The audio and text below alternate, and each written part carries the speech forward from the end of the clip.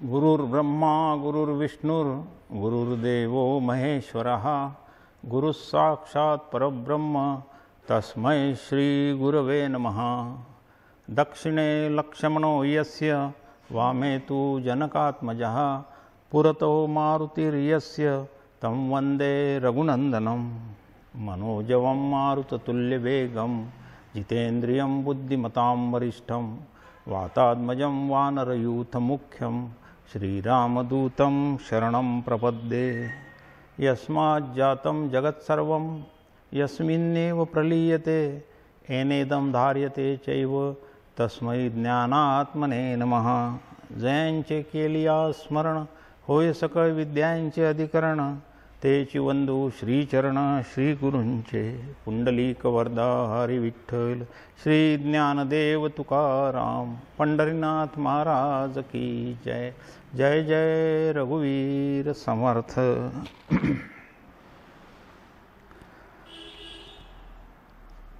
13 कोटी रामनामाच्या जपाचा उत्सव यावर्षी सुरू झालेला आहे। परमपूज्य श्रीराम महाराजांनी प्रेरणा दिलेली आहे आणि त्यांनी स्वतः इथे उत्सव सुरू केलेला असल्यामुळे यावर्षी सुद्धा आयोजकांनी या उत्सवाचं आयोजन केलेलं आहे। त्या अंतर्गत श्रीरामनामाचा जप सुरूच आहे। त्याचप्रमाणे प्रवचन मालिका सुद्धा सुरू आहे। या प्रवचन मालिकेच्या अंतर्गत आज आपल्याला नामस्मरण योग किंवा नवविधा भक्तीमधील नामस्मरण भक्ती ही आपल्याला याबद्दल आज जाणून घ्यायचं आहे। नामस्मरण हा शब्द आपल्या सगळ्यांना खूप परिचयाचा आहे, खूपच परिचयाचा आहे। सगळ्यांनाच नामस्मरण म्हणजे काय हे कळतं सुद्धा आहे। परमपूज्य श्रीराम महाराजांनी आयुष्यभर श्रीराम नामाचा जपाचा जो त्यांनी एक ते व्रत घेतलं होतं आणि ते जे जीवन जगले ते सुद्धा आपल्यासमोर त्यांचे ते जीवनाचे आदर्श ज्या पद्धतीने ते जगले ते सुद्धा आपल्याला माहीतच आहे। आपण सगळे जीवन जगत असतो, आपण प्रापंचिक लोक शिवाय साधू संत ऋषीमुनी सगळेच जीवन जगलेले आहेत, सगळे जीवन जगतातही आहेत। परंतु आपल्याला फरक लक्षात येईल की परमपूज्य श्रीराम महाराज त्याचप्रमाणे आजच्या या काळामध्ये उपलब्ध असलेले आपले साधू संत आणि ऋषीमुनी जे आहे हे सुद्धा जीवन जगून राहिलेले आहेत। श्रीराम आणि भगवान श्रीकृष्ण भगवान श्रीराम यांचे अवतार होऊन गेले, त्यांनी आपलं जीवन जगलं या पृथ्वीवर। पण फरक काय आहे मग त्यांच्या जीवनात आणि आपल्या जीवनात? आज फरक फार महत्त्वाचा जो जाणून घेण्याचा आहे की आज ते आपल्यासाठी एक खूप मोठे आदर्श सत्पुरुष आहे आणि आपण जीवन कसं जगावं याचा आदर्श ते आपल्याला घालून देतात आहे। आपण प्रापंचिक लोक, या प्रापंचिक लोकांचा विशेष उल्लेख यासाठी करावा लागतो की आपल्याला प्रपंचामध्ये परमार्थ साधून घेण्याची खूप तीव्र इच्छाही असते। तशी ज्यांना इच्छाशक्ती तीव्र झालेली आहे त्यांनी काही खूप मोठ्या प्रमाणात ते साध्यही करून घेतलेलं आहे। सगळेच साधू संत काही संन्यासी नव्हते, ते सुद्धा गृहस्थाश्रमीच होते। त्यांनी सुद्धा आपल्या आयुष्यामध्ये गृहस्थाश्रम सांभाळून आणि आपलं जे जीवनाचं ध्येय आहे ते साध्य करून घेतलं होतं। विशेष म्हणजे जीवन जगण्याचं जे आहे आपल्या प्रापंचिक लोकांचं आणि हे जे आपण आता नावं बघितले परमपूज्य श्रीराम महाराज आणि अगोदर होऊन गेले सगळे मोठे मोठे ऋषीमुनी, वाल्मिक ऋषी होऊन गेले, 2 अवतार झाले आपल्यासमोर, प्रभू श्रीरामरायाचा अवतार झाला, भगवान श्रीकृष्णाचा अवतार झाला। त्यानंतर खूप मोठी साधू संतांची परंपरा आपल्या डोळ्यासमोर आहे। ज्ञानेश्वर महाराज, तुकाराम महाराज, एकनाथ महाराज हे सगळे आहेत।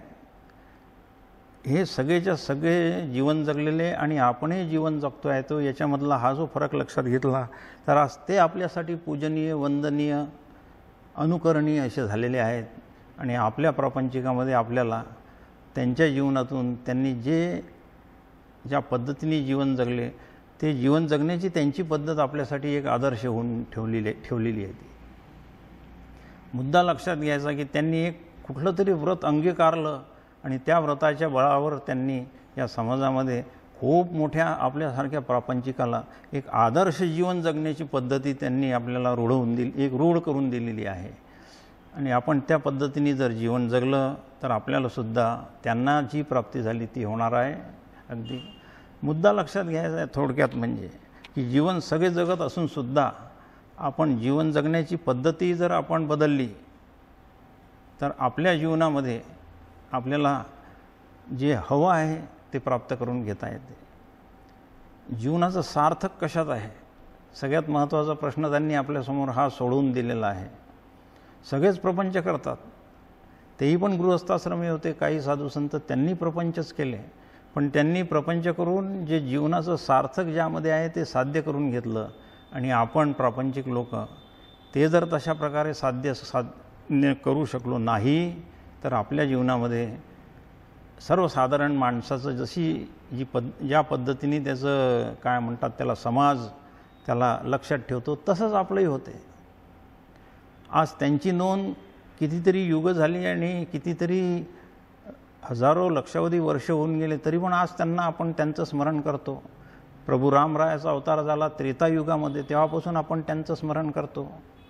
वाल्मिक ऋषी झाले, भगवान व्यास झाले, त्यानंतर द्वापर युगामध्ये भगवान श्रीकृष्णाचा अवतार झाला. इतके दीर्घकाळ निघून गेल्यानंतरही त्यांची नावं आपल्या लक्षात आहे. आणि आपलं नाव मात्र जर आपण तशा पद्धतीने जगलो नाही तर केवळ त्या गावाच्या जन्ममृत्यू नोंद करणारी जी वही असते त्याला कोटवार बुक म्हणतात, त्यामध्येच त्यांचं नाव नोंदलं जाईल फक्त, बाकी कुठेही हे होणार नाही. आणि यातला हा जो फरक आहे हा आज आपल्याला लक्षात घ्यायचा आहे. आणि म्हणून आपण जीवन जगण्याची जी पद्धती आहे ती आज आपल्याला समजून घेण्याची आहे. ही जीवन जगण्याच्या पद्धतीने त्यांना जे आपल्यातून वेगळं करून ठेवलेलं आहे, आज ते वेगळे झालेले आहेत, आपल्याला ते वंद्य झालेले आहेत. त्याचं कारण हे आहे, त्यांनी जीवन जगण्याची एक विशेष पद्धत हाताळली आहे. आज त्याचाही विचार करायचा आहे. त्याचबरोबर नवविधा भक्तींपैकी नामस्मरण भक्ती जी आहे त्याचाही विचार आपल्याला करायचा आहे. आणि म्हणून आपण ह्या आजच्या प्रवचनामध्ये नामस्मरण भक्ती आणि जे काय म्हणतात त्याला अत्यंत समाजासमोर आदर्श जीवन जगून गेलेले आहे त्यांची जीवन पद्धती जी आहे त्याचा विचार करून ह्या आपल्या जीवनाचं सार्थक कशात आहे ते शोधूया. प्रत्येकाचं जीवनाचं सार्थक जे आहे ते प्रत्येकाचं वेगवेगळं असतं. प्रापंचिक लोक प्रपंच करतात, आपले अगोदरचे पिढीतले लोक जसे जगले तसे जगतात. काही लोक संपत्ती जमवतात, आपल्या वाडवडिलांची जेवढी संपत्ती आहे त्याच्यात भर टाकतात, त्याच्यातच त्यांना जीवनाचं सार्थक वाटतं. काही लोक ते संपत्ती सांभाळू शकत नाही, त्यांच्या जीवनाचं सार्थक होत नाही असं व्यवहारात बोलले जाते. संपत्ती हा जर आदर्श ठेवला तर अशा प्रकारे लोक त्यांचं मूल्यमापन करत असतात. परंतु हे कुठल्याही प्रकारचं हे जे आहे व्यावहारिक जीवन जगण्यामध्ये संपत्तीच्या आधारावर जगण्यामध्ये कोणत्याच व्यक्तीचं मूल्यमापन खरं होत नाही. मनुष्यदेह जो आपल्याला प्राप्त झालेला आहे, वेद आपल्याला सांगतात, ऋषीमुनी सांगतात, साधू संत सांगतात आहे की हा जो मानव देह प्राप्त झालेला आहे हा वेगळ्याच एकदम उद्देश भगवंतांनी लक्षात ठेवून हा मानव देह त्यांनी आपल्याला या देहामध्ये इथे जन्माला घातलेला आहे. मानव देह सगळ्या देहांपेक्षा वेगळा दिसतो, सगळ्यांच्या लक्षात येतं. प्रत्येक देहाची वागणूक आपण जर बघितली, आपण डोळ्यासमोर बघतो, हे कुत्रे मांजरं जे आहेत किंवा हे बाकी पशु पक्षी जे आहेत यांचं जीवन बघा आणि आपलं मानवाचं जीवन बघा, किती फरक लक्षात येतो. मग हा फरक का झाला असा? भगवंतांनी ह्या एकच देह असा का वेगळा केलेला आहे की ज्याच्यामध्ये सगळ्याच प्रकारच्या देहांचा विचार करण्याची व्यवस्था केलेली आहे. त्याची फार सुंदर कथा आहे, ती थोडक्यात आपण बघू आणि पुढे जाऊया. ब्रह्मदेवाने जेव्हा ही सगळी सृष्टी निर्माण केली त्यावेळी त्यांनी अनेक शरीरं निर्माण केले. त्यांनी असे शरीरं निर्माण करत गेला. प्रथम त्यांनी काही हे केलं, गाय केली. त्यांनी उदाहरण घेऊया, गाय केली आणि अश्व. गाय आणि अश्वाचं उदाहरण आहे वेदांमध्ये. त्यांनी गाय निर्माण केली, पण ती गाय निर्माण झाल्यानंतर ती गाय निर्माण झाली आणि तिने काही ब्रह्मदेवाला ओळखलं नाही. ती आपापल्या काय म्हणतात तिला, तिच्या प्रारब्धाप्रमाणे तिला जे करायचं ती करायसाठी निघाली. ती त्या गायीने ब्रह्मदेवाने मला निर्माण केलं असं तिला कळलं, ब्रह्मदेवालाही वाटलं नाही. बैल निर्माण केला, घोडा निर्माण केला, पशुपक्षी निर्माण केले, खूप देह निर्माण केले, एकाही देहाने त्या ब्रह्मदेवाला ओळखलं नाही. आणि हे सगळं निर्माण केल्यानंतर ब्रह्मदेवाला वाटलं की कमीत कमी असा तरी एक देह निर्माण करावा जो मला ओळखेल आणि या जन्माचं सार्थक कशात आहे हे त्याला कळून येईल. आणि अशा रीतीने ब्रह्मदेवाने एक अत्यंत सुंदर एक शरीर निर्माण केलं. अशी यंत्रणा या जगामध्ये कुठेही नाही. या शरीरा ऐसे यंत्र आणिक नाही समर्थ म्हणतात. कुठेच यंत्रणा नाही अशी. अद्भुत आहे. अद्भुत म्हणजे मेडिकल सायन्सला मोठं कोडच आहे की हे शरीर कसं काय इतकं सगळं काय म्हणतात त्याला याच्यामध्ये चालते, एका सिस्टीममध्ये परफेक्ट रीतीने चालू कसं राहू शकते. अन्न सगळेच खातो आपण, सगळेच अन्न खातो. प्रत्येकाच्या शरीरात वेगळा ब्लड ग्रुप तयार होतो. काही आश्चर्य आहे बिलकुल. घरी सगळेच जण एकच धान्य खातात, तांदूळ गहू हे सगळे एकच असते, ते शिजून खातो आपण. पण एकाचा ब्लड ग्रुप वेगळा, दुसऱ्याचा वेगळा. एकाला ते अन्न खाल्ल्याने काही व्याधी होतात, दुसऱ्याला ते अन्न खाल्ल्याने त्याचे शरीर चांगलं होते. नाही कळत आहे का केली अशी यंत्रणा. पण ह्याच यंत्रणेमध्ये भगवंतांनी अशी एक अत्यंत सुंदर व्यवस्था करून ठेवलेली आहे की या व्यवस्थेला नाव दिलेलं आहे भगवंतांनी. या व्यवस्थेसाठी त्यांनी आपल्याला वरदान दिलेलं आहे या देहामध्ये. 2 वरदान म्हणूया आपण त्याला. एक आहे सारासार विचारशक्ती आणि दुसरी वैखरी वाणी. लक्षातच ठेवूया बिलकुल. या मानव देहाचं कौतुक हे अशामध्ये आहे बिलकुल. सारासार विचारशक्ती आणि वैखरी वाणी. कुठेही मानवेतर देहामध्ये आपण जर निरीक्षण केलं तर आपल्याला ते आढळणार नाही, कुठेही नाही. आपण इतके शब्द रोज बोलतो, इतके हे घेतो, राम कृष्ण असं म्हणू शकतो. आपण आपलं नाव काय ते आपल्याला लक्षात येते, आपण दुसऱ्याचे नावं लक्षात ठेवतो. पण आपल्या घरी एखादं जे कोणी पोपट वागवतात त्या पोपटाला हे कळते का हो? त्या पोपटाला एकही काही कळत नाही यातलं. त्याला गाय कोणती आहे कळत नाही, त्याला म्हैस काही कळत नाही. त्याला आपला मालक थोडाफार तेवढी त्याला एक पोपटाला ती दिलेली एक काय म्हणतात देणगीच म्हणूया आपण भगवंतांनी. त्याला एक शक्ती आहे. आपला मालकाला तो ओळखतो, मालकाचं नाव पाठही करून ठेवतो तो, त्याला जर शिकवलं तर तसं. पण तो नाही ओळखत. तो मानवेतर देहांमध्ये ते काहीतरी अस्तित्वपूर्वक असं एक आकार आहे एवढंच त्याची जाणीव असते. पण आपल्याला तसं नाही. आपल्याला मी कोण आहे हे कळतं आणि बाकीचे सुद्धा कळतात. मला माझे आईवडील कोण आहे हे कळतं, मला राम काय आहे हे कळतं, कृष्ण काय आहे हे कळतं, वेदांनी काय सांगितलेलं हे कळतं. हे कळण्याची जी शक्ती याला सारासार विचारशक्ती असं म्हणतात. भेद करून ते कळून घेणे. मानवी देहामध्ये ही यंत्रणा उपलब्ध आहे. आणि दुसरं वैखरी वाणी आहे. हे वैखरी वाणीचं महात्म्य तर खूप अलौकिक आहे. यासाठी खरं म्हणजे फार थोड्या वेळामध्ये त्याचं एवढं वर्णन होऊ शकणार नाही. वाणी 4 आहेत, सगळ्यांना माहीत आहे, परा, पश्यंती, मध्यमा आणि वैखरी. आता मी जे बोलत आहे ते वैखरी वाणीने बोलतो आहे, याला वैखरी वाणी म्हणतात. ह्या अगोदर 3 वाणींचं कार्य होऊन गेलेलं असते आणि मानवी देहामध्येच ही रचना आहे बिलकुल. वैखरी वाणीमध्ये माझं नाव काय आहे आणि बाकीचे माझ्या घरातले कोण आहे आणि इतरत्र सगळे नावं काय आहेत हे सगळं ओळखण्याचं सामर्थ्य आपल्याला भगवंतांनी या मानवी देहामध्ये दिलेलं आहे. कुत्र्याला एकच वाणी येते, भोभो करतो. कावळा एकच कावकाव करतो. चिमणी चिवचिव करते. चिमणीला राम म्हणता येत नाही, कावळ्याला कृष्ण कृष्ण म्हणता येत नाही, अजिबात नाही म्हणता येत. आपल्याला सगळ्यांना अनुभव आहे. आणि जेव्हा हे शरीर निर्माण केलं ब्रह्मदेवानी आणि निर्माण केल्याबरोबर त्या निर्माण झालेल्या देहाने विचारलं आपण कोण आहात, तेव्हा खूप आनंद झाला ब्रह्मदेवाला. चला याने आता मला ओळखलं कमीत कमी. याची जिज्ञासा जागृत झालेली आहे. शब्द बोलला आपण कोण आहात, ही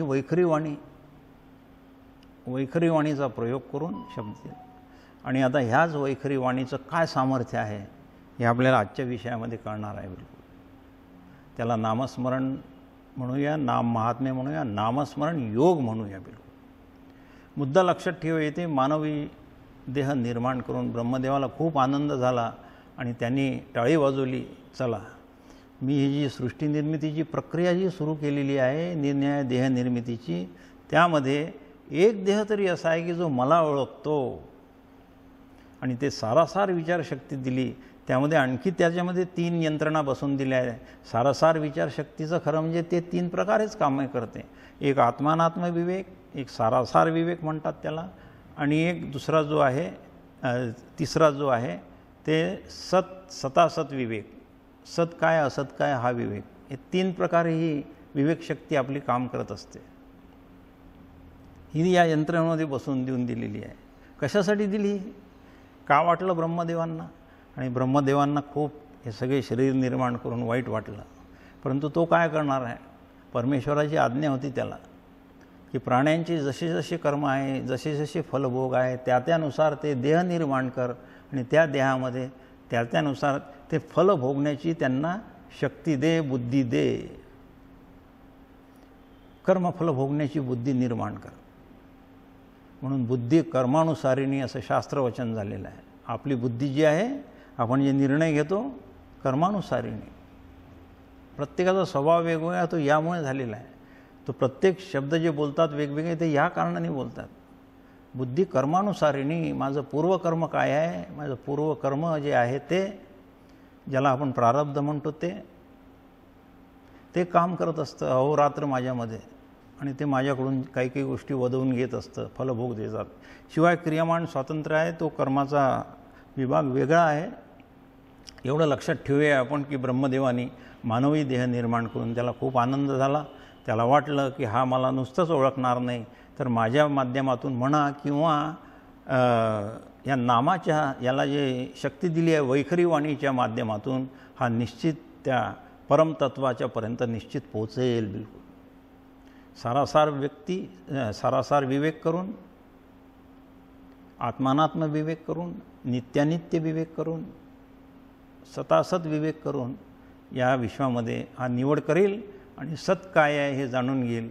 आणि हे जाणून घेतल्यानंतर मात्र याच्या पुढच्या देह निर्मितीची व्यवस्था बंद होऊन जाईल. देहच नाही मिळणार. येण्याची शरीरे, शरीरा येणे सरे, किंबहुना हिरझारे चिरा पडे. ज्ञानेश्वर माऊली सांगते आपल्याला ज्ञानेश्वरीमध्ये. हे शरीर असं आहे, येण्याची शरीरे आणि शरीरा येणे सरे. या एकाच शरीराच्या साहाय्याने आपण पुढच्या शरीरा येण्याचं थांबवू शकतो. असं हे या मानवी देहाचं महात्म्य सांगितलेलं आहे. आणि या मानवी देहाला पुढच्या सगळ्या प्रकारचे देह जे आहेत, मानवेतर देह जे आहेत, त्या सगळेच्या सगळे या दुःखयोनी म्हटल्या गेलेल्या आहेत. यांना पापयोनी म्हटलं तरी चालेल. हे पापयोनी आहेत, कारण त्या योनीमध्ये फक्त पापच कमी करण्याचं एकमेव कार्य चालू असते. पापच कमी करून घेतात ते. क्रियमान करण्याचं सामर्थ्य त्यामध्ये अजिबात नाही. पक्क लक्षात ठेवायचं. कर्माच्या सिद्धांताप्रमाणे कुत्रा क्रियमान कर्म करत नाही, मांजर क्रियमान कर्म करत नाही, प्रारब्धाचे फलभोग भोगते. ज्या अर्थी ती मांजराच्या देहात गेलेली आहे त्या अर्थी फारसा चांगला देह नाही म्हटला गेला तो शास्त्राने. आणि म्हणून तिचे काहीतरी पूर्वकर्म जे वाईट असतील त्याचे फलभोग बघून ते कमी करून देण्यासाठी हे देह आहेत. खूप अप्रतिम अशी शास्त्राची रचना केलेली आहे. हे सगळं डोळ्यासमोर ठेवून हा मानवी देह जो आपल्याला प्राप्त झाला त्याच्याबद्दल समर्थही फार छान म्हणतात. त्याला घबाळ म्हटलेलं आहे. समर्थांनी मानवी देहाला घबाळ म्हटलेलं आहे. आता असं हे घबाळ आपल्या सगळ्यांना प्राप्त झालेलं आहे. आणि प्राप्त झालेलं घबाळ जे आपल्याला आपला उद्धार करून घेण्यासाठी ते आपल्या कामाचं आहे. आपला उद्धार करण्यासाठी म्हणजे आपलं जीवनाचं सार्थक करून घेण्यासाठी काय काय करावं लागेल ह्याची सगळी यंत्रणा आणि सगळ्याच प्रकारचा काय म्हणतात त्याला विकास, हे काय म्हणतात त्याला स्थित्यंतर होत जाते. मानवी देहात येऊन आपल्याला आपला विकास घडून घ्यायचा आहे. आतापर्यंत अनेक आपण देहामधून फिरून फिरून शेवटी या मानवी देहात आलो. केव्हा येतो मानवी देहामध्ये? जेव्हा पाप आणि पुण्य समसमान होते तेव्हा मानवी देह मिळतो. आलो आपण. आता इथे मात्र एक खूप मोठं जंक्शन आहे आपल्यासमोर. एक आपण वरसुद्धा जाऊ शकतो आणि खालीसुद्धा. वर जाण्याच्याला ऊर्ध्वगती म्हणतात, खाली जाण्याला अधोगती म्हणतात. आणि म्हणून गीता आपल्याला सांगते उद्धरेत आत्मानम अवसादयेत. आपण इथे उद्धार करून घ्यायचा आहे आपल्याला. त्याच्यासाठी हा देह मिळालेला आहे. आणि या उद्धार करून घेण्याची साधनंसुद्धा भगवंतांनी निर्माण केलेली आहेत. आपला उद्धार.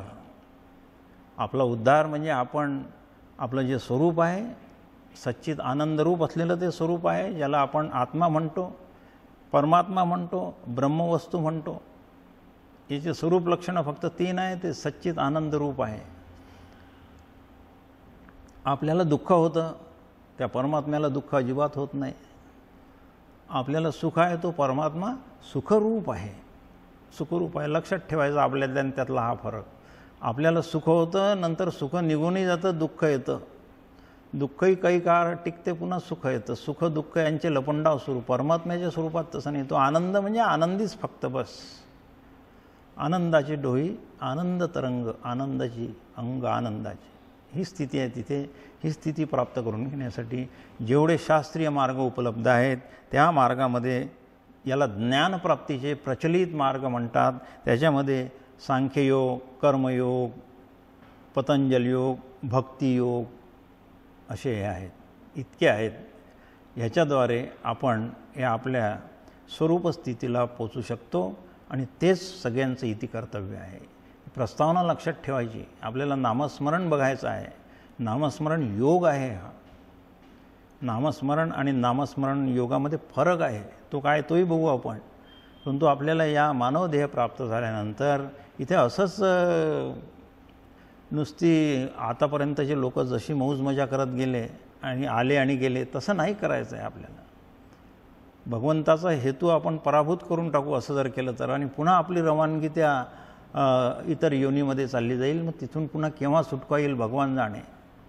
जंतुनाम नरजन्म दुर्लभम होताम पुस्तम ततो विप्रता. शंकराचार्य म्हणतात आहे, जंतुनाम नरजन्म दुर्लभ, अत्यंत दुर्लभ असलेला हा नरजन्म मिळालेला आहे. याला असं वाया घालवायचं नाही. आणि ह्या देहामध्ये ज्ञानाची प्राप्ती करून घेण्याची आहे. ज्ञानप्राप्तीचे प्रचलित मार्ग काय आहेत? सांख्ययोग, कर्मयोग, भक्तियोग, पतंजल योग आणि पुष्कळ आहे बाकी. आपण जेवढे ज्या कोणत्या पद्धतीने परमात्म्यापर्यंत पोचू तो योग. त्याला नाव काही द्या आपण. तो येन केन प्रकारेण मने कृष्णोनिवेश आहेत. भगवंताची भक्ती अंतःकरणात उदय करून घेण्यासाठी जे काही आपण केलं तो योग आपल्यासाठी. योग शब्दाचा अर्थ जोडणे असा आहे. योग शब्दाचा अर्थ जोडणे. कशाशी काय जोडायचं आहे? हे आपण जी जीवदशा आपली आज जी आपल्याला प्राप्त झालेली आहे, ही जीवदशा अत्यंत काय म्हणतात त्याला, हे दुःख भोगते आहे. खरं म्हणजे जीवदशेमध्ये शाश्वत सुखाची प्राप्ती नाही. जीवाला सुख आणि दुःख दोन्ही अनुभव येतात आणि दुःखाचे जास्त अनुभव आहेत. खरं म्हणजे सुख पाहता जवा पाडे, दुःख पर्वता एवढे, असं शास्त्र ज्ञानेश्वर माऊलीच म्हणते. सुख पाहता जवा पाडे, जवा एवढं, आणि दुःख पर्वता एवढे. मग अशा परिस्थितीमध्ये जीवाने दुःख का भोगायचं? वेदसुद्धा सांगतात की जीव हा काय आहे. वेद म्हणतात, उपनिषद म्हणतात, भगवद्गीता स्वतः म्हणते, ममै वंशो जीव लोके, माझा अंश आहे हा. मी आनंदरूप आहे, माझा अंशसुद्धा आनंदरूपच असायला पाहिजे. दुःख कशाला भोगायचं आहे यांनी? परंतु कधी काळी केव्हा तरी एक ते अनादि अज्ञान जेव्हा त्यांनी प्रवेश केला आणि या स्वरूपामध्ये स्थित असलेल्या आत्मस्वरूपाला एक अज्ञानवशात जी दशा प्राप्त झाली त्याला जीवदशा म्हणतात. आणि हे सगळे काय म्हणतात, वेदांतामध्ये सांगितलेली पद्धती लक्षात घेऊन साधू संतांनी, उपनिषदांनी, वेदांनी ह्या जीवदशेमध्ये हा जीव दीर्घकाळ राहिला नाही पाहिजे. हा आपल्या आत्मदशेमध्ये सुखाची अनुभूती याला मिळाली पाहिजे. यासाठी सगळा खटाठोप वेदांचा आहे. बस त्रिकांडात्मक वेद फक्त त्यासाठीच निर्माण झालेले आहे. आणि या वेदांनी जे ही आपली सुखरूप दशा प्राप्त करून घेण्याचे मार्ग आहे तो हा सांख्ययोग, कर्मयोग, पतंजल योग आणि भक्तियोग, इतके योग आहेत यामध्ये. बिलकुल वेदांत आपल्याला शिकवतो आहे, वेद शिकवतात आहे आपल्याला की सगळे मानव देहधारी जीव मोक्षाचे अधिकारी आहेत. लक्षात ठेवायचं, मोक्षाचे अधिकारी. बरं का, शब्द वापरला आहे, मोक्षाचे अधिकारी आहेत. सगळे जेवढे काही मनुष्य जात सकळ पूर्ण जेवढी आहे ते मोक्षप्राप्ती करून घेऊ शकतात या देहामध्ये येऊन.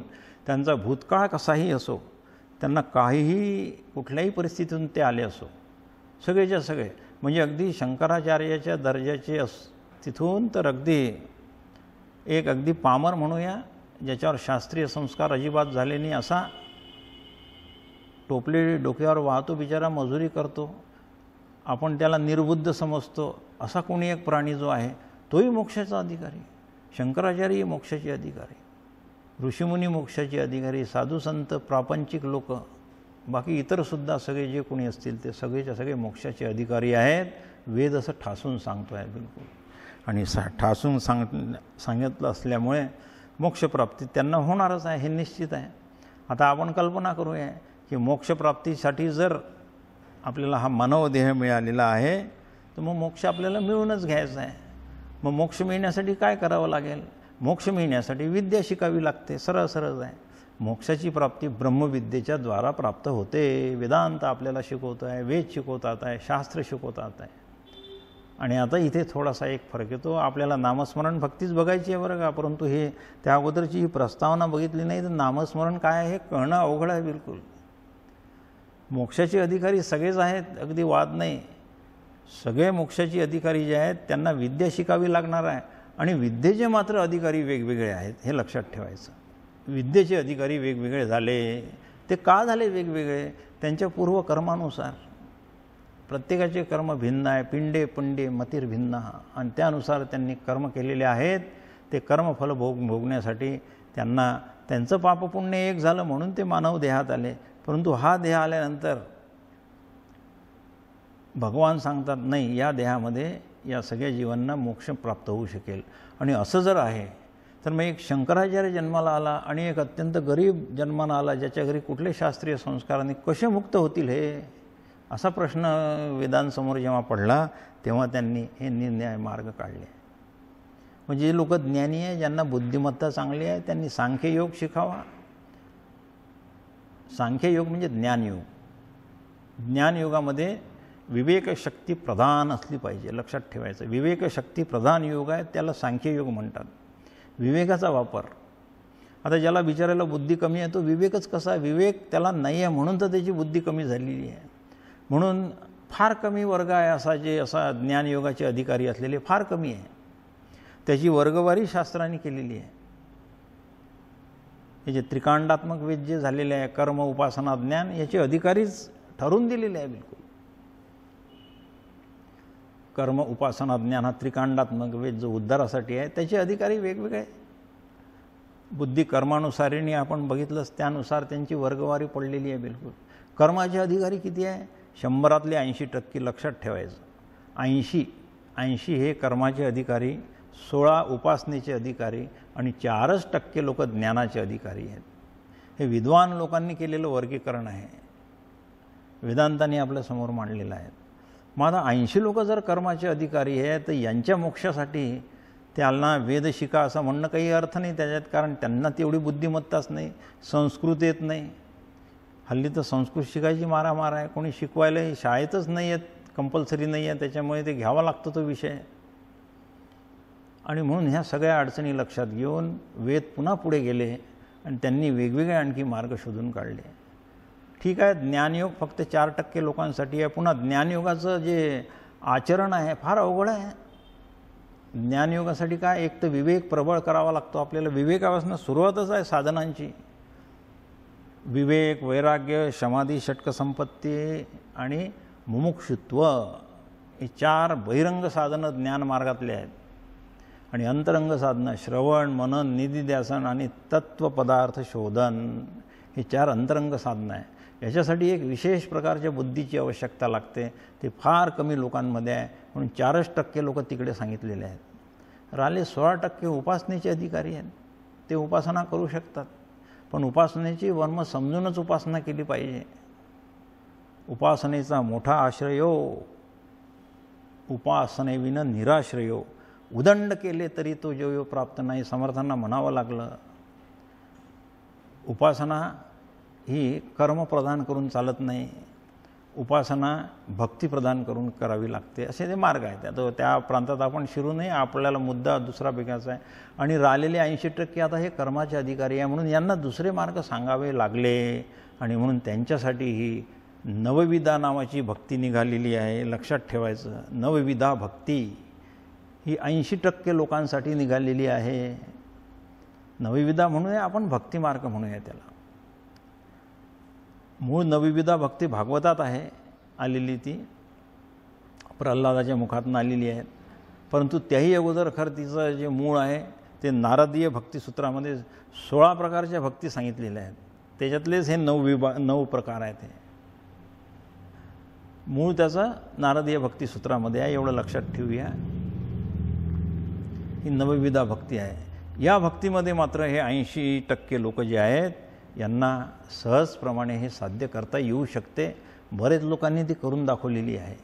आणि अशा याच्यामध्ये ह्या नवविधा भक्ती जी आहे, त्या नवविधा भक्तीमधलं एक सगळ्यात महत्त्वाचं जे साधन आहे, ज्याला नामस्मरण भक्ती म्हणतात, त्या भक्तीबद्दल आज आपल्याला पाहायचं आहे की ही भक्ती सगळ्यांना खूप सोयीस्कर होऊन पडलेली आहे.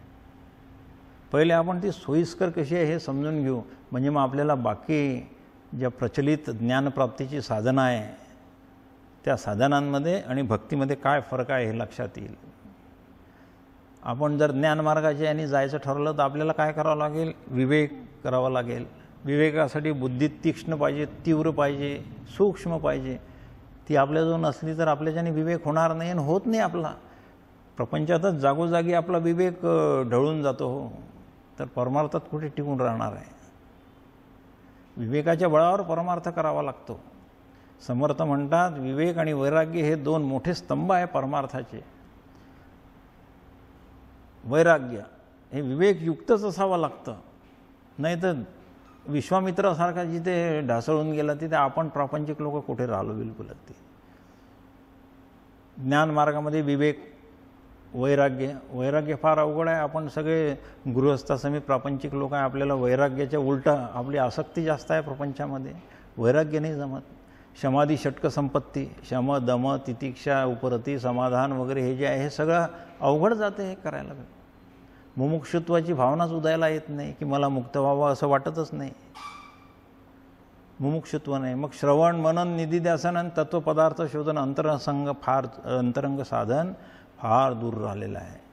आणि म्हणून अशा परिस्थितीमध्ये आपल्यासाठी सर्वसाधारण ज्ञानयोग उपासना मार्ग अवघड आहे.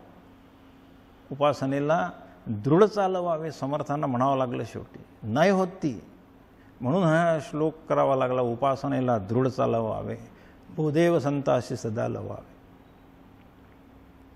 वेदांतच सांगितलं शेवटी त्यांनी या याच्यामध्ये. सत्कर्म योगे वय घालवावे, सर्वामुखी मंगल बोलवावे. हे ज्ञानमार्गातल्या अडचणी आहे. प्रापंचिक लोकांना जमणं अवघड आहे बिलकुल. कर्ममार्ग वरवर पाहता कर्म, आपल्या सगळ्यांना कर्मही करावीच लागतात. आपण सगळेच कर्म करत आहोत. कर्माशिवाय आपल्याला क्षणभरही राहता येत नाही. भगवद्गीता सांगते नाही कश्चित क्षणमपि जातु तिष्ठती अकर्मकृत. आपण कर्म केल्याशिवाय हे शरीर जे आपल्याला प्राप्त झालेलं आहे क्षणभर सुद्धा राहू शकत नाही. त्याला कर्मच करावे लागणार. पण कर्म करून तो ज्ञानयोग आणि परमात्म्याकडे जाण्यासाठी त्याची एक विशिष्ट हातोटी आहे. त्या हातोटीनेच ते कर्म घडले गेलं पाहिजे. सगळे कर्म निष्काम भावनेने झाले पाहिजे ही अट आहे त्यामध्ये. नुसतीच निष्काम भावनासुद्धा नाही, तर त्यामध्ये ईश्वरार्पण बुद्धीने ते सगळे कर्म झाले पाहिजे ही दुसरी अट आहे. सगळे कर्म दुसऱ्यासाठी सर्वभूत हिते रतः भगवद्गीता सांगते त्यांच्यासाठी झाले पाहिजे. लोकसंग्रहासाठी कर्म झाले पाहिजे. मला स्वतःसाठी या देहात राहून मला जर कर्ममार्गाने परमेश्वराकडे जायचं आहे तर ही सगळे अटी मला मान्य करावे लागतात. तसे कर्म करावे लागतात. ते करणं फार अवघड आहे. यथा सांगते कर्म काही घडेना आणि घडे कर्म ते पुण्यपदरी पडेना अशी परिस्थिती होते. समर्थ सांगतात. म्हणून कर्ममार्गही नाही म्हटलं तरी अवघड आहे. उपासना मार्ग अवघड आहे. ते नित्य होत नाही. आणि म्हणून सगळ्यांसाठी जो एक शिल्लक राहतो तो भक्तिमार्ग राहतो.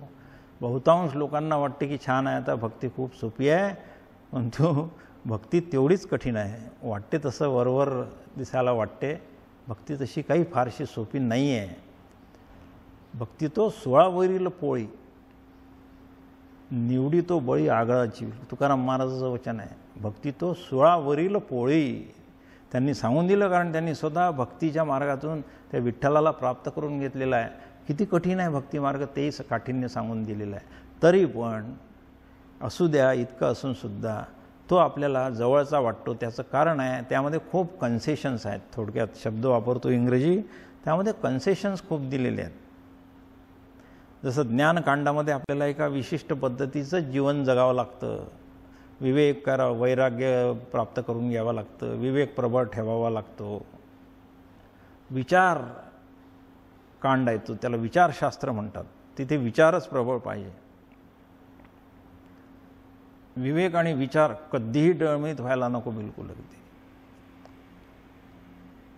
आणि ज्ञानकांडामध्ये त्याचं वर्णन आहे, वस्तुसिद्धीर विचारेण नान्यथा कर्म कोटिभिः चित्तस्य शुद्धे कर्म न तु वस्तुपलब्धे वस्तुसिद्धीर विचारेण नान्यथा कर्म कोटिभिः. शंकराचार्याचं वचन विवेक चूडामणीमधलं.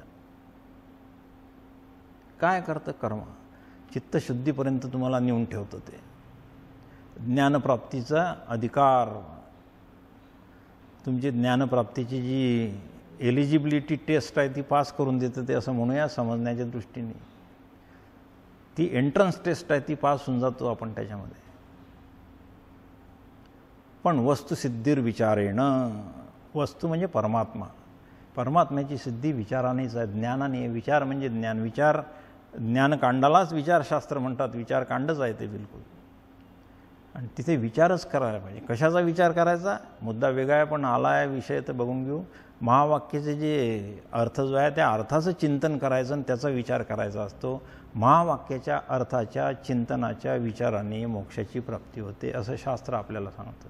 अवघडच जाते ना हेही पण नाही म्हटलं तरी. त्या मानाने इकडे जर आपण भक्ती मार्गाकडे जर आलो तर ते कर्मही आपल्याला अवघड आहे. सतत दुसऱ्यासाठी कर्म नाही करू शकत, आपला स्वार्थ आडवा येतो. म्हणून सांख्ययोग कर्मयोग आपल्यासाठी जवळपास बाद झाल्यासारखे वाटतात. थोडंफार काही आपण दानधर्म करतो, थोडं अध्यात्म करतो, तेवढ्यावर आपल्याला वाटतो आपण आध्यात्मिक झालो आहे. पण नाही, तसं नाही होत. ते इतके आणि पुरेसं नाही आहे ते. नाही तर आपल्याला साक्षात्कार झाला असता. जर आपण शास्त्रानुसार जर हे सगळं केलं तर साक्षात्कार होतो बिलकुल सिद्ध आहे तो. ज्या अर्थी आपल्याला झाला नाही त्या अर्थी तिथे कुठेतरी त्रुटी राहिलेल्याच आहेत आपल्याही कर्मामध्ये. आणि मग ह्या भक्ती मार्गामध्ये काय होत आहे की सगळेच आपण प्रापंचिक जीव कमालीचे प्रपंचातील विषयामध्ये आसक्त आहोत. सगळ्यांना याच्याबद्दल काही सांगण्याची गरज नाही. आसक्त आहो ना आपण सगळ्याच विषयामध्ये. प्रपंचातले विषय काय काय आहे? प्रपंचातला पहिला विषय म्हणजे माझा देह आहे ना, देहाबद्दल आसक्ती आपली. दुसरं माझं कुटुंब, माझी आई वडील पती पत्नी मुलं बाळं आहे, ह्याच्यामध्ये आपली आसक्ती सगळ्यांचीच आहे. काही कोणी नाही म्हणू शकत नाही. त्याच्या पुढे जर गेलं तर माझं बाह्य विषय, माझं घरदार शेतीवाडी गाडी घोडं, पुढे सामाजिक प्रतिष्ठा, मी कोणी नेता आहे, मोठा लीडर आहे किंवा खूप मोठ्या राजकीय संस्थेमध्ये मी खूप मोठ्या वरच्या पदावर आहे,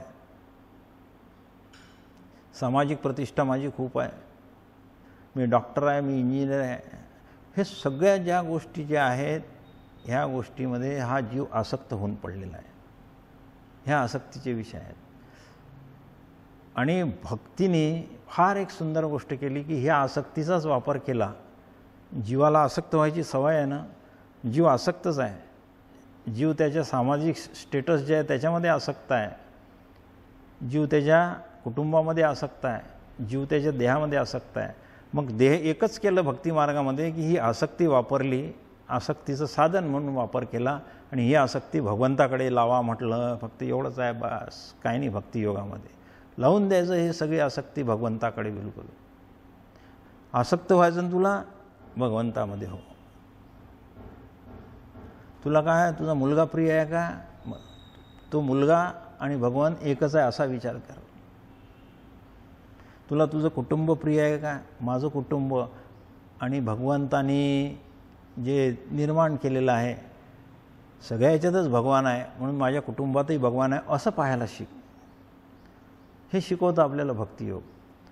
भक्तियोगाचं नुसतं कुटुंबापुरतं मर्यादित राहत नाही, तर कुटुंबाच्या पुढे आपलं गाव, गावाच्या पुढे आपला देश, देशाच्या पुढे वसुंधरा. वसुंधरा वसुंधरा म्हणजे ही पृथ्वीच्या पुढे ब्रह्मांड. बिलकुल सगळं जे काही निर्माण झालेलं आहे ते भगवंताने निर्माण केलेलं या धारणेवर त्याच्यामध्ये आसक्त हो. सर्व भूती भगवत भाव. अगदी भागवत जे आहे, पुराण जे आहे, त्याचा हा मूळ थीम आहे ती ही सर्वभूती भगवत भाव पाहायला शिकवलेला आहे भक्तीमध्ये. आणि हे साध्य करून घेण्यासाठी अत्यंत प्रभावी साधन जे आहे ते नामस्मरण साधना आहे ती बिलकुल. त्याबद्दल बघूया आपण. नामस्मरण भक्ती तुलनात्मक अशी सोपी आहे असं आपल्याला वाटतं आहे, बरोबर. पण नामस्मरण भक्तीने आपल्याला परमात्मा कसा प्राप्त होतो, त्याचं काय तत्त्वज्ञान आहे आणि त्याचे लाभ काय आहे हे थोडक्यात बघूया. म्हणजे आपल्याला नामस्मरण भक्तीबद्दल लक्षात येऊन जाईल. शास्त्र असं सांगतं की सर्वं खलु इदं ब्रह्म, छांदोग्य उपनिषद, तज्जलान शांत उपासित. या उपनिषदाचा जो भाव आहे तो भाव या नामस्मरण भक्तीमध्ये आलेला आहे. लक्षात ठेवूया की जेवढं ज्ञान वेदांमध्ये आहे आणि वेदातून उपनिषदामध्ये जे आलेलं आहे तेच ज्ञान सगळीकडे आहे, लक्षात ठेवायला. भगवान व्यासाने वेदांमध्ये जे ज्ञान त्यांनी जगासमोर मांडलेलं आहे तेच ज्ञान सगळ्या पुराणांच्याद्वारे भक्तीच्या माध्यमातून मांडलेलं आहे. काही वेगळं ज्ञान नाही आहे बिलकुल ते, आणि तेच आहे सगळं. वेद सांगतात, उपनिषद सांगतात, छांदोग्य उपनिषद सांगतं हे सर्वं खलु इदं ब्रह्म, हे सगळं ब्रह्मच आहे बिलकुल. इथे त्याच्याशिवाय दुसरं काहीही नाही. आणि तज्जलान, तज्ज तत्लीन, ते त्यापासून निर्माण झालं, त्यातच लीन होते आणि त्यातच आहे असं उपनिषद सांगतं. त्याच्या जास्त खोलात आपण जाऊया, मुद्दा लक्षात ठेवूया.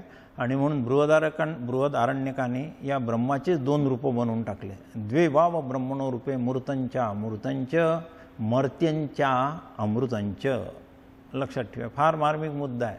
नामस्मरण भक्ती आपल्याला का सिद्ध होते याचा मूळ मुद्दा इथे आलेला आहे. ब्रह्मच आहे आणि इथे दोन म्हटले, गीतेने त्याला तीन प्रकार केलेले आहे.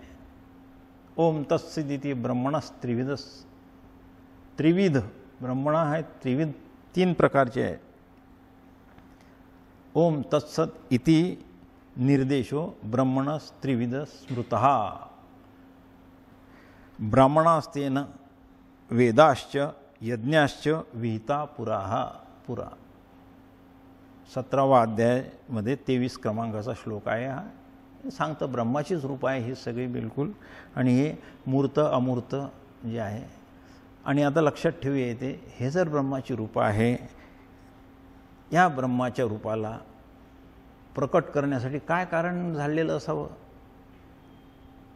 नाम कसं काय प्रकट झालेलं असावं? नाम आलं कुठून? नामाचं मूळ इथे सांगताय आपल्याला. भक्तिशास्त्र नामाचं मूळ सांगायसाठी आपल्याला सांगून राहिलं. नामस्मरण कसं निर्माण झालं लक्षात ठेवूया. परमात्म्याचं स्वरूप वेदांनी जे सांगितलं ते तो असंग आहे, सच्चिदानंद रूप आहे, अमूर्त आहे, वगैरे वगैरे सगळं जे सांगितलं.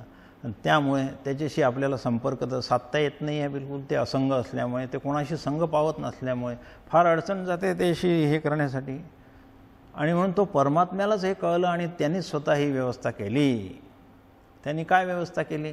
त्यांनी सृष्टी निर्माण केली आणि त्यात तो स्वतः प्रविष्ट झाला, म्हणजे लोकांना कळून येईल म्हणून. सृष्टीच निर्माण त्याच्यातूनच झालेली आहे बिलकुल. संपूर्ण सृष्टी परमात्म्यातून निर्माण झाली. द्वेवाव ब्रह्मणो रूपे मूर्तंच्या मूर्तंच. त्याचं ते अमूर्त स्वरूपामध्ये असलेला परमात्मा मूर्त झाला. बृहदारण्यक सांगते आपल्याला कशामुळे. त्याचा एक संकल्प केला त्यांनी, एकोहम बहुश्याम. सगळ्यांनी ऐकला आहे हा शब्द. हा संकल्प केला, बस या संकल्पाचा आघात झालेला आहे. कशावर झाला आघात? परमात्म्याच्या स्वरूपावर झाला आघात. त्याच्याशिवाय दुसरं काहीच नव्हतं तिथे. आणि हा आघात झाल्याबरोबर परमात्मा स्वरूपी जी माया अव्यक्त दशेत होती, लक्षात ठेवूया, साम्यावस्थेत होती, तिच्यावरही हा आघात पडला. आणि भगवंतानी या मायेला सांगितलं की आता तुझं कार्य करण्याची वेळ आलेली आहे. भगवंतानी त्या मायेला आपलं अधिष्ठान पुरवलं, सत्ता आणि स्फूर्ती पुरवली आणि या विश्वनिर्मितीसाठी आता तू कार्यरत हो म्हणून तिला सांगितलं. मूळ काय झालं? एकोहम बहुश्याम हा संकल्प कारणीभूत झाला. याचा प्रहार जो झाला हा प्रहार कारणीभूत झाला. आणि हे एकोहम बहुश्याम हे परमात्म्याचं स्फुरण आहे. कोण्या साध्या माणसाचं नाही. तुमचं आमचं जे आपल्या मनात विचार येतात त्याला आपण स्फुरण म्हणतो. तसं स्फुरण इतकं साधं नाही आहे. ते तर परमात्म्याचं आहे. परमात्मा ज्ञानस्वरूप आहे. तो सर्वज्ञ आहे, सर्व शक्तिमान आहे बिलकुल. तो आनंद रूप आहे बिलकुल.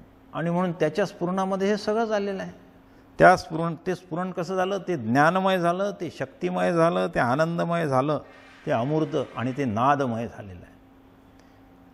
नामस्मरण योग कसा आहे हे आपण बघून राहिलो. ते आनंद त्या स्फुरणामध्ये, हे स्फुरण ज्ञानरूप आहे, शक्तिरूप आहे, आनंदरूप आहे. आणि त्याचा प्रथम नाद उत्पन्न झाला. तो नाद ओम रूप आहे, ओंकार आहे. एक स्वतंत्र वेगळा विभाग आहे वेदांतामध्ये, त्याच्याबद्दल आता आपण बघू नये. तो नादरूप असा तो निर्माण झाला.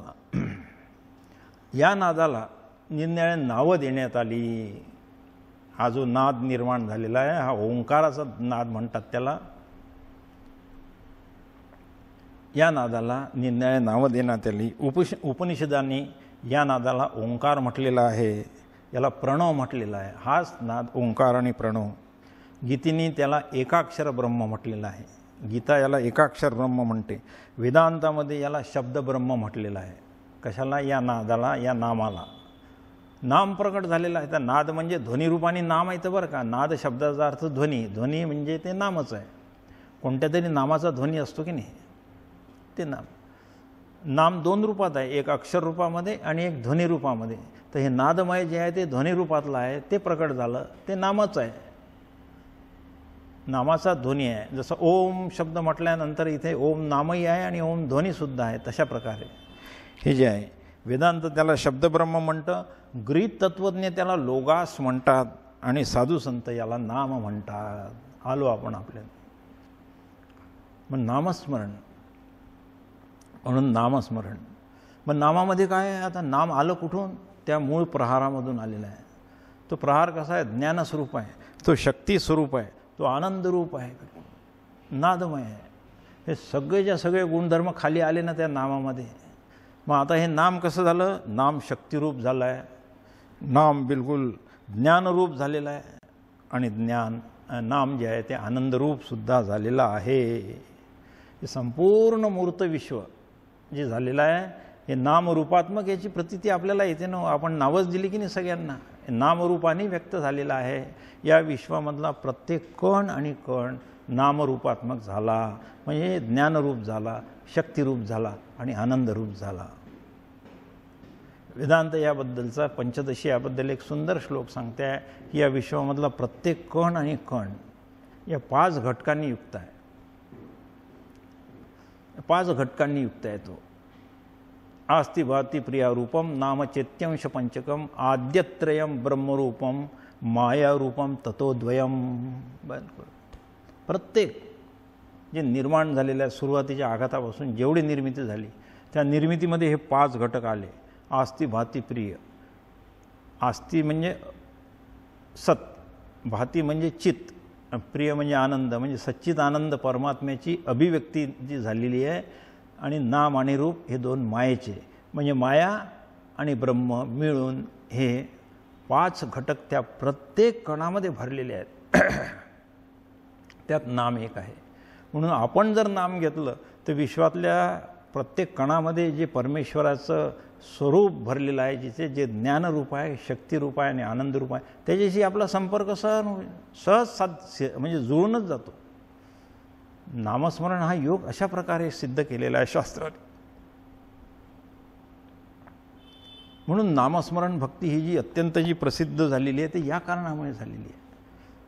नुसत्या नामस्मरणावर बिलकुल या विश्वामध्ये अभूतपूर्व चमत्कार कोणीही करून घेऊ शकतो. बिलकुल इतकी त्यामध्ये शक्ती आलेली आहे. बिलकुल अगदी सर्वव्यापी झालं आहे. प्रत्येक कणाकणामध्ये नाम आहे. त्याचा अर्थ काय? आपण जर कुठलंही नाम सिद्ध करून घेतलं तर आपण या विश्वातल्या प्रत्येक कणाकणाशी संबंध ठेवू शकतो. बिलकुल अगदी सर्वव्यापी आहे.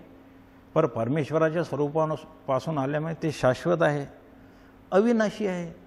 नाम अविनाशी आहे, लक्षात ठेवा. आपण रूपापेक्षाही ते जास्त काळ टिकणार आहे. आपल्या शरीराला 2 गोष्टी आहे, रूप आहे आणि नाव आहे ना. आपल्या शरीराला एक नाव आहे आणि एक रूप आहे, एक आकार आहे. रूप म्हणजे आकार, एक आकार आहे आणि एक नाव. आपलं नाव असते काहीतरी, रमेश, सुरेश, आणखी काहीतरी जे काही असेल ते नावं असतात असे. त्याला एक आकार, देहाला आकार असतो. देह संपून जातो तरी आपण काय म्हटलं? आपण काय म्हणतो? ते रमेशराव आता नाही आहे, ते सुरेशराव आता कालच वारले. म्हणजे त्यांचा देह गेला पण नाम अजून शिल्लक आहे. पिढ्यानपिढ्या आपण श्राद्ध पक्ष करतो, सगळ्यांची नावच घेतो फक्त. बिलकुल त्यांना हे देण्यासाठी, तर्पण करण्यासाठी नावच घेतो की नाही फक्त. पण नाव घेतल्याबरोबर त्यांच्याशी संबंध प्रस्थापित होतोच होतो बिलकुल. असं ते शक्तिरूप असलेलं जे नाव आहे ते सर्वव्यापी आहे बिलकुल. आणि प्रत्येक वस्तूच्या अंतरंगामध्ये ही जी नामाची शक्ती भरलेली आहे ती त्या परमेश्वराच्या आदी संकल्पाची अद्भुत शक्ती भरलेली आहे बिलकुल. आणि नाम काय झालं आता, व्यक्त साकार असलेली जी कुठली वस्तू आहे त्या वस्तूचं आणि अव्यक्त परमात्म्याचं सांधा बनलेला आहे. ते सांधा म्हणजे त्याला जोडून टाकणारा सेतू झाला आहे. ते नाम हे सेतू झाला आहे बिलकुल. अगदी नाम आपल्याला सगुणातून निर्गुणाकडे नेते, अव्यक्तातून व्यक्ताकडे नेते, स्थूलातून सूक्ष्माकडे आणि विनाशाकडून अविनाशी तत्वाकडे घेणारा आहे. अविनाशी तत्वाकडे घेऊन जाणार आहे असं हे नाम आहे बिलकुल. मग यात त्यातल्या त्यात भगवंताचं नाम घ्यावं आपण, नामस्मरण.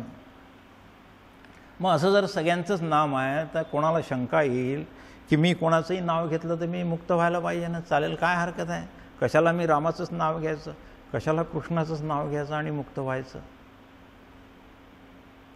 पण तसं त्यामध्ये फरक आहे. तो फरकही आपण पाहू.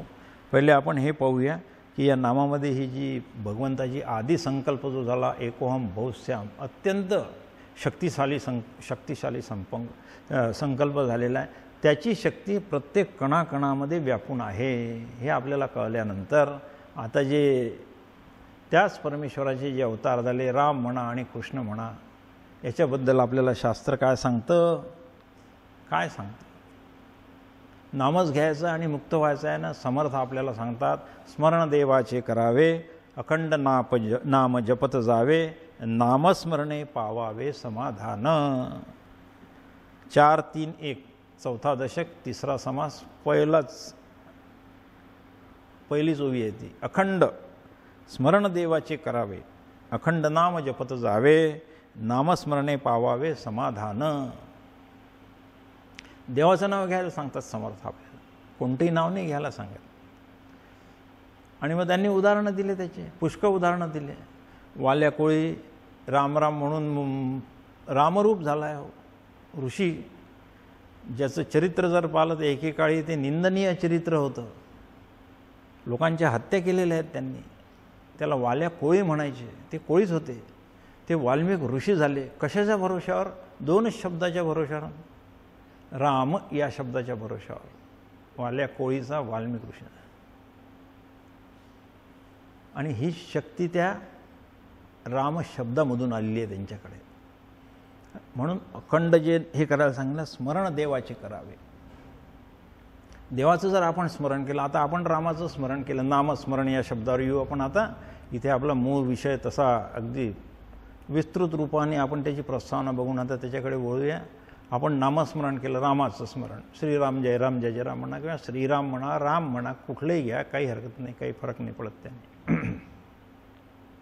स्मरण केल्याने काय सुरू होऊन जाईल की राम नावाचं जे तत्त्व जे आहे, या तत्त्वाशी या नामाच्याद्वारे आपला संपर्क प्रस्थापित होऊन जाईल. बस. मग याच्या अगोदर आपला संपर्क कशाशी होता? या विश्वातील विषयाशी होता. आपण विषयाशी संबंध ठेवून असतो. 5 विषय सगळ्यांना माहीत आहे, प्रसिद्ध आहे, शब्द स्पर्श रूप रसगंध. या विषयाच्याद्वारे आपले यांचेच व्यवहार सुरू राहतात. आता आपण प्रवचन ऐकतो तोपर्यंत मंदिरात बसलो आहे म्हणून भगवंतासमोर बसलो असतो. बाहेर गेले की आपले व्यवहार सुरू होतात. व्यवहारामध्ये नावं आहेत, नामच आहे, परंतु ते विषयाचे आहेत. आणि विषयाच्या नामाशी व्यवहार करता करता विषयाची प्राप्ती होते. प्राप्ती विषयाची झालेली आहे. पण राम शब्द जो उच्चारल्याबरोबर आपल्याला काय होतं, शास्त्र काय सांगतं, तुम्ही रामरूप होऊन जाता त्याच्या स्मरणाने फक्त. मग प्रभू रामरायाच्या स्मरणाने काय ही जादू आहे? राम शब्द म्हटल्याबरोबर राम हे नाम आहे. या नामामध्ये तो जो नामी जो आहे तो अवतार आहे. कोणाचा अवतार आहे? राम, भगवान विष्णूचा अवतार आहे. भगवान विष्णू कोण आहे? परब्रह्मरूप आहे. म्हणून राम काय आहे? परब्रह्मरूप आहे. राम हे शब्द जे आहेत ते आपल्याला आता कशाशी जोडून देणार आहे? परब्रह्माशी जोडून देणार आहे. हे काय आहे? परब्रह्म आपल्या जीवनाचं आपल्याला साध्य करून घेण्याचं आपलं जे जीवन ज्याच्यामुळे सार्थक होते ती वस्तू आहे ती परब्रह्म. म्हणून राम शब्दाच्या द्वारे आपण प्रत्यक्ष ब्रह्माशी जोडले जातो. याचा जप केल्यानंतर अशी या रामनामाची शक्ती आहे. भगवंताचं नाम हे सेतू म्हणून आपल्यासाठी झालेलं आहे. आपण जे स्थूल आहो, या स्थूलातून त्या अव्यक्त आणि सूक्ष्म परमात्म्याकडे नेण्यासाठी एक माध्यम म्हणून जे आहे ते हे नाम झालेलं आहे. म्हणून राम शब्द जो आहे आपण उच्चारतो त्यावेळेस राम स्थूल स्वरूपात म्हणजे अवताराच्या वेळेस त्यांचं जे स्वरूप होतं त्यापासून त्यांचं जे मूळ स्वरूप अव्यक्त जे आहे त्या स्वरूपाकडे नेण्यासाठी राम हा शब्द आपल्याला काम करत आहे. आणि म्हणून यातून एक गोष्ट सिद्ध होते की भगवंताची जी आहेत आपण जीव जे संकल्प करतो त्या संकल्पामध्ये वस्तू वेगळी आणि त्या वस्तूचं ज्ञान वेगळं अशा स्वरूपाचं प्रक्रिया तिथे घडत असते. वस्तू वेगळी असते आणि वस्तूचं ज्ञान वेगळं. परमेश्वराचा संकल्प तसा नाही आहे. परमेश्वर आणि परमेश्वराचा संकल्प हे दोन्ही एकच आहे. दोन्ही एकच आहे ते. आणि म्हणून त्या संकल्पाचा जिथे जिथे स्पर्श होईल त्या संकल्पाचा स्पर्श ज्या ज्या सृष्टीच्या कणाकणामध्ये झालेला असेल त्या कणाशी जर आपण त्याच्या नावाने जर संपर्क साधला तर आपला त्या परमेश्वराशी संपर्क साधल्यासारखं होते. हे नामस्मरणाचं वर्म आहे बिलकुल. म्हणून राम शब्दामध्ये रामाचा अवताराचं जे काही प्रयोजन आहे किंवा सामर्थ्य आहे त्याचं किंवा त्याचं जे तिथं महात्म्य आहे त्या महात्म्यासहित रामाचं स्वरूप जे आहे त्या स्वरूपाशी सुद्धा आपला या राम शब्दाने संपर्क होतो. म्हणून स्मरण करत असताना आपल्याला शास्त्राने 2-3 गोष्टीचं जरा अटी सांगितल्या म्हणूया आपण. त्या अटी सांगितलेल्या आहे. नामस्मरण करत असताना भगवंताचं जे नाम घ्या त्या नामाबरोबर त्या नामीचं महात्म्य लक्षात ठेवून घ्यायचं असते. ते श्रीराम जय राम जय जय राम हे नाम जर आपण घेत असू तर प्रभू रामराय स्वरूपाने कोण आहेत, त्याचं स्वरूपाचं काय महात्म्य आहे, त्यांनी अवतार धारण केला, त्या अवतार धारण करण्यामध्ये त्यांचं कार्य काय आहे, किती अलौकिक कार्य आहे, मानवेतर शक्तीच्या बाहेरचे कार्य त्यांनी केले, हे त्यांचं सामर्थ्य आहे, हे त्यांचं महात्म्य आहे, असं आठवून नामस्मरण करायचं आहे. म्हणजे नाम आणि नामीचं स्मरण ह्या दोन्ही गोष्टी एकत्र साध्य होतात नामस्मरणामध्ये.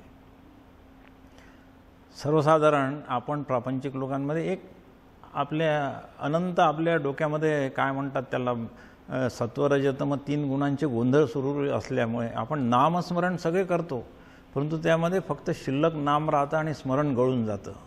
आणि म्हणून आपलं नामस्मरण पूर्णतः सिद्ध होत नाही. अडचण ही जाते त्यामध्ये.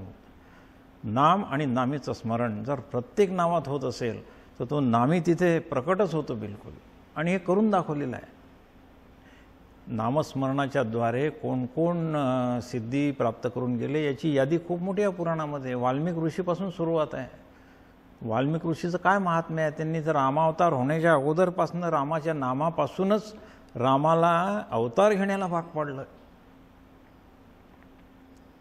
पाडलं म्हटल्यापेक्षा रामाचा अवतार होण्याच्या अगोदरच रामायणाची म्हणजे लिहिण्याची योग्यता त्यांना रामनाम या शब्दापासून आलेली आहे बिलकुल.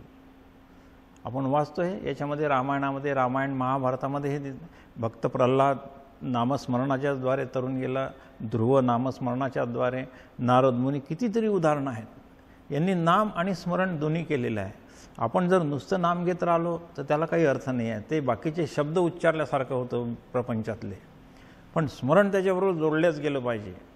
आणि हे नाम अधिक स्मरण हे दोन्ही जर झालं तर मग विष्णू सहस्रनाम जे त्याचं महात्म्य आपल्याला सांगते, यस्य स्मरण मात्रेन जन्म संसार बंधनात विमुच्यते. असं हे नामस्मरण आपल्याला संसारापासून मुक्त करून देणारं आहे. नुसतं नाम घेऊन संसारापासून मुक्ती मिळणं अवघड आहे. ते एक पुण्यकर्म ठरतं. पण आपल्याला उच्च दर्जाचं फल जर या मानव देहात येऊन नामस्मरणा भक्तीने करून घ्यायचं असेल तर नाम आणि स्मरण हे दोन्हीही त्याबरोबर करावे लागतात. अशाच प्रकारच्या नामाचा उल्लेख गीतेमध्ये केलेला आहे. ओम तत्सदिती निर्देशो ब्रह्मणस्त्रिविध स्मृतः ब्रह्मणास्तेन वेदाश्च यज्ञाश्च विहिता पुरा. स्पष्ट सांगितलेलं आहे. ब्रह्माचंच 3 नाव. ओम तत्सदिती निर्देशो ब्रह्मणस त्रिविध स्मृतः 3 प्रकारचं सांगितलेलं आहे. कोणतं? ओम, तत् आणि सत. आणि याच नामातनं काय काय निर्माण झालं? ब्रह्मणास्तेन वेदाश्च यज्ञाश्च. वेद, यज्ञ, ब्राह्मण हे सगळेच्या सगळे त्या नामातनं विहिता पुरा, पूर्वीच निर्माण झालेले आहेत, त्याच्यातून निर्माण झालेले हे सामर्थ्य आहे त्याचं नामाचं. माऊलींच्या ओव्या फार मार्मिक आहे. माऊली म्हणते ते ब्रह्म असंग आहे, परंतु या नामाने आपण त्याच्याबरोबर संग साधू शकतो. बिलकुल ब्रह्म असंग असल्यामुळे त्याच्याबरोबर बोलता येत नाही, परंतु हा अबोला निर्माण झाला ब्रह्माशी. मग आता काय होईल? ब्रह्माचा अबोला फिटावा, तो अद्वैत तत्वे भेटावा, ऐसा मंत्रू देखिला कणवा, वेदे बापे. ओळीच तशी आहे 17व्या अध्यायातली ज्ञानेश्वरीची. 17वा अध्याय 23वा जो हा श्लोक आहे, ओम तत्सदिन देतोशी, यावरचे आहे ओव आहे. ब्रह्म असंग आहे, त्याच्याशी आपलं संग होऊ शकत नाही, बोलणंच होऊ शकत नाही. मग हा अबोला कसा फिटेल? तर माऊली म्हणते ब्रह्मचा अबोला फिटावा, तो अद्वैतत्वे मज भेटावा, मला त्याची भेट झाली पाहिजे. ऐसा मंत्रू देखिला कणवा, वैदे बापे. असा मंत्र वेदांनीच पाहला आणि तो आपल्यासमोर ठेवलेला आहे. ते आहे नाम. बस ते राम नाम आहे, ते कृष्ण नाम आहे, ते विठ्ठल नाम आहे. ब्रह्माशी जो आपला अबोला होऊन पडला होता तो आता फिटून गेलेला आहे. आणि त्यांनी उदाहरण दिलं की ब्रह्मदेवाला सुद्धा या नामाच्या साह्याने अपार शक्ती प्राप्त झालेली आहे. पै सृष्टीची या उपक्रमा, पूर्विका विरोत्तमा, वेडा ऐसा ब्रह्मा एकला होता. हे सृष्टीचा उपक्रम करण्याच्या अगोदर ब्रह्मदेवाला मी प्रकट केलं, तो वेड्यासारखाच झाला होतो. त्याला कळतच नव्हतं मी कशासाठी निर्माण झालो, समजत नव्हतं त्याला त्याचा काय करायचं आता पुढे. आणि म्हणून एकला होता. तो काय करत होता? मज ईश्वरा ते न ओळखे, ना सृष्टीही करू शके. तो ईश्वरालाही ओळखत नव्हता, म्हणजे मलाही म्हणजे भगवंताला ओळखत नव्हता, ब्रह्मदेव भगवंताला ओळखत नव्हता आणि सृष्टी करू शकत नव्हता. तो थोरू केला आहे की नामे जेणे. त्याला हे ब्रह्मदेव म्हणून सृष्टीचा निर्माता ही पदवी कशामुळे प्राप्त झाली? त्या एकाच नामामुळे.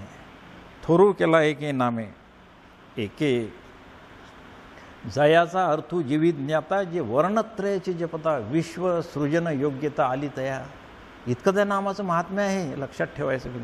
जयाचा अर्थू जीवित ध्याता, आपल्या जीवाने किंवा हे जे पृथ्वीवरचे जीव आहे यांनाही हे लागू आहे. याचा अर्थ जर आपण त्याचं ध्यान केलं, अर्थाचं ध्यान केलं तर वर्णत्रयाची जपता, तिन्ही वर्णाने जर त्याचा जप केला तर विश्व सृजन योग्यता आली. विश्वसृजन योग्यता जशी ब्रह्मदेवाला आली तशीच योग्यता आपल्यामध्ये येते. बिलकुल हे नामाचं महात्म्य भगवद्गीतेने सुद्धा सांगितलं आहे. कठोपनिषद सांगते, सर्वे वेदा यत् पदम आमनंती, तपांसी सर्वाणी च यद वदंती, यदिच्छन्तो ब्रह्मचर्यंचरंती, तदे तत्पदेन ब्रवीमी ओम इति एतत्. ते पद आहे, ते ओम असं पद आहे. याचाच उल्लेख भगवद्गीतेने केलेला आहे. म्हणजे नामाचा उल्लेख उपनिषदामध्ये सुद्धा आलेला आहे असं म्हणायला काहीच हरकत नाही आहे. बिलकुल ओम नावाचं ते पद आहे. म्हणून ओंकारमधून ओम जे आहे, हा ओम सगुण आणि निर्गुण ब्रह्माचा वाचक म्हणून शास्त्राने म्हटलेला आहे. ओम हे नाम जे आहे सगुण आणि ब्रह्म आणि निर्गुण ब्रह्म दोघांचाही सेतू आहे, दोघांचाही सेतू. सगुण ब्रह्माशी आपल्याला जोडून देते, निर्गुण ब्रह्माशी जोडून देते. त्याचं आपला संबंध प्रस्थापित करण्याचं खूप मोठं साधन आहे. आणि ते साधन असं असल्यामुळे आपण ओमचा जप करा किंवा ओमचा जप करण्यासाठी थोड्या अटी आहेत. परिव्राजक आणि संन्यासी लोकांनीच ओमचा जप करायचा असतो. मग बाकीच्या प्रापंचिक लोकांनी ओम बरोबर बाकी दुसरे सगुण नावं त्याला लावायचे. ओम नमः शिवाय हा जप करा, ओम नमो भगवते वासुदेवाय हा जप करा. हा जप केल्याने आपल्याला तिथे पोचता येते. कुठून? जेथून हे प्रकाशे दृश्य जातं. माऊली सांगते बिलकुल ओम तत्स इति ऐसे, हे नाम तेथ नेतसे, जेथुनी का प्रकाशे दृश्य जातं. हे संपूर्ण सृष्टी ज्याच्यापासून निर्माण झालेली आहे, हे नाम आहे, जे रामनाम आहे, कृष्णाचं नाव आहे. नामस्मरण जे आहे हे आपल्याला तिथपर्यंत नेऊन ठेवते, मुळाकडे जाते, आपल्या मुळापर्यंत नेऊन देणारं आहे. आता एक दोन गोष्टीचा उल्लेख करून आपण थांबूया. बिलकुल अगदी लोकांना शंका येऊ शकते की राम राम राम म्हटलं तर मी राम होतो. मग त्याचप्रमाणे मी जर व्यवहारातले शब्द ते नामच आहेत, त्यांचं आपण जर उच्चार केला तर का तसं व्हायला नको, नाही का? मी टी व्ही म्हटलं तर मी टी व्ही व्हायला पाहिजे. मी घर म्हटलं तर घर व्हायला पाहिजे. फरक काय आहे याच्यामध्ये? राम आणि नाम याच्यामध्ये लक्षात ठेवूया. रामामध्ये आपण आताच बघितलं, राम हा जो शब्द जो आहे, या शब्दामध्ये नाम आणि नामी एक आहेत, दोन्ही एकच आहेत, ते वेगवेगळे नाही आहे. पण टी व्ही हा या माईक विश्वामधला एक विषय आहे, म्हणून विषय वेगळा आणि त्याचं ज्ञान वेगळं. आपण जे संकल्प करतो त्याच्यामध्ये विषय वेगळे असतात, ते बाह्य असतात, आणि इथे त्याचं नाम वेगळं. आणि बाह्य सगळे विषयच मिथ्या आहे आणि त्यांचे नामही मिथ्या होतात. त्यामुळे विषय मिथ्या आणि नाम मिथ्या, म्हणून आपल्याला ज्ञान होत नाही. इथे विषय सत्य आहे, राम सत्य आहे आणि रामाचं नामसुद्धा सत्य आहे. आणि म्हणून या सत्याचा आपण जर उच्चार केला तर आपल्याला सत्याची प्राप्ती होते, हे आपण लक्षात ठेवूया. आणि अशा रीतीने हे नामस्मरण नामस्मरण हा योग आहे. हा योग म्हणजे आपल्याला जोडून देतो कशाशी? आपल्या स्वरूपाशी. आणि आपलं स्वरूप म्हणजे आपणच राम आहो, आपणच कृष्ण आहो, आपणच दत्त आहो. जे म्हणाल ते भगवंताचे जे काही रूप आहेत ते सगळे आपणच आहो. आपल्यापेक्षा वेगळं इथे काहीच नाही आहे. या विश्वामध्ये फक्त एकमेव ब्रह्मच असल्यामुळे आणि त्यातूनच सगळे निर्माण झालेले असल्यामुळे हे सगळं तेच आहे. आणि त्यामुळे हे नामस्मरण अशी ही शक्ती आहे. नामस्मरणामध्ये एवढी शक्ती जी आली, मग त्या शक्तीचे समर्थांनी या समासामध्ये वेगवेगळे महात्मेही सांगितलेले आहे, उदाहरणं दिले आहे. वाल्मिकीचे, प्रल्हादाचे, ध्रुवाचे, नारदाचे सगळ्यांचे उदाहरणं दिलेले आहे. त्यांचं सामर्थ्याचं वर्णन केलेलं आहे. कोणी नाम घ्यायचं ही सोपी का झाली व्यक्ती? सगळेच्या सगळे याच्यासाठी अधिकारी आहे. बस, कोणताही वर्ण असो, काही नाही. ब्राह्मण, क्षत्रिय, शूद्र आणि वैश्य शुद्ध कोणीही असो, सगळेच्या सगळे नामस्मरणाचे अधिकारी आहेत. त्यामुळे हे नामस्मरणाने सगळे तरुण गेल्याचे उदाहरणही आपल्याजवळ आहेत. शंकराचार्यापासून तर चोखामेळा, गोरा कुंभार, सेनानामी सगळे तरुण गेलेले आहेत या नावाने बिलकुल. आणि या साधू संतांनी याचं सगळं महात्म्य आपल्यासमोर ठेवलेलं आहे. अशी ही नामस्मरण भक्ती. आपण आज ज्या महात्म्याचं उत्सव साजरा करत आहोत त्यांचं प्रत्यक्ष उदाहरण आपल्या डोळ्यासमोर आहे बिलकुल अगदी. नामस्मरणाच्या बलावर त्यांनी संपूर्ण आपल्या स्वरूपाची प्राप्ती आणि स्वरूपाचा साक्षात्कार, प्रभू रामरायाचा साक्षात्कार करून घेतला. अशा या नामस्मरण याच्याबद्दल आपण आज थोडा वेळ चिंतन करू शकलो, ही त्यांचीच कृपा म्हणूया बिलकुल. आजच्या या उत्सवाच्या प्रसंगी आपण श्रीराम महाराजांना विनंती करू की आम्ही जे नामस्मरण करतो तेही आमचं फलित होऊ द्या, असा आशीर्वाद आम्हाला द्या. आणि सगळे जे काही आपलं नामस्मरण करत असतील, रामाचं नामस्मरण घेत असतील किंवा आणखी कोणाचं नामस्मरण करत असतील, त्यांना त्यांचं उद्दिष्ट प्राप्त हो.